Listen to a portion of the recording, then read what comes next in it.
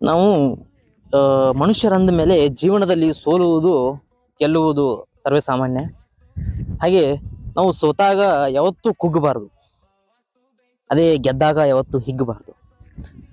ಗೆದ್ದಿದ್ದೀನಿ ಅನ್ನೋ ಒಂದು ಹಿಗ್ಗುತನ ಅತಿಯಾಗಿ ನಮ್ಮ ತಲೆ ಮೇಲೆ ಕೂತು ಬಿಟ್ರೆ ಒಂದಿನ ನಾವು ನಾಯಿಪಾಡಿಗೆ ಬರಬೇಕಾಗುತ್ತದೆ. ನಾಯಿಪಾಡಿಗೆ ಅಂತ ಹೇಳೋ ತಪ್ಪಾಗುತ್ತೆ.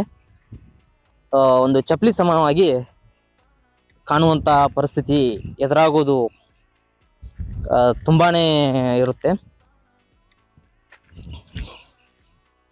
ಅದಕ್ಕೋಸ್ಕರ ನಾವು ಯಾವತ್ತೂ ಜೀವನದಲ್ಲಿ ನಾನು ಯಶಸ್ಸನ್ನು ಕಂಡಿದ್ದೀನಿ ಅನ್ನುವ ದುರಹಂಕಾರವನ್ನು ಏನಾದರೂ ನಮ್ಮಲ್ಲಿ ಉಳಿಸ್ಕೊಂಡ್ರೆ ಈ ದುರಹಂಕಾರದಿಂದ ನಾವು ಸರ್ವನಾಶ ಆಗೋದಂತೂ 100ಕ್ಕೆ 100 ಆದಂಥ ಸತ್ಯವಾದ ಮಾತು.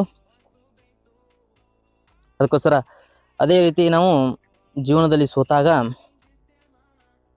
ಯಾವತ್ತೂ ಕೆಟ್ಟ ನಿರ್ಧಾರಗಳನ್ನು ಮಾಡ್ಕೊಳ್ಬಾರ್ದು.